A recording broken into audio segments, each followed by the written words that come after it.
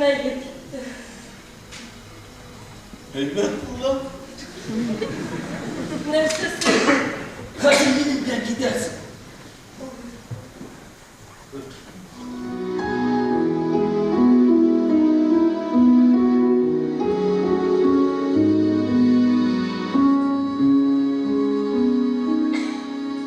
Balanı kurtutarsın.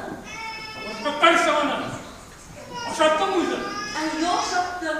Bir gav kırasın olaysa. Böyle birer şiiri oğut oturmadı. Ey tol mu bir? Demek min girgenini siz gelsin. Ha? Şey bu yap. Hmm. Sen nasıl içtin mi lan? Hediye geliyor. Ay, senin biznes minlarda aşağısı yok. Olay vay gibi dünyaya giden aşağıdan bakacak herkes kimin? Bir de yok kadar. Böyle ortasında sen bir kariyerden boşta olmayın. Yine kireçe girmişsin o böylece. Kışının kileşliği. Valla. Meselesi. Var ki gün.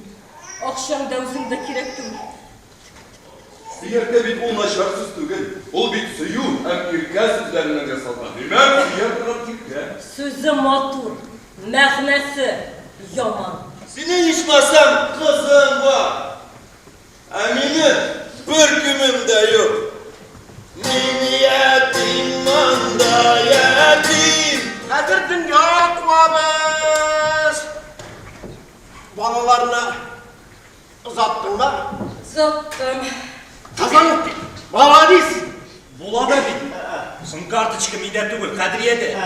Mine, gördün mü? Bankamat aparatı kuydarmayı bulmasın bilgi.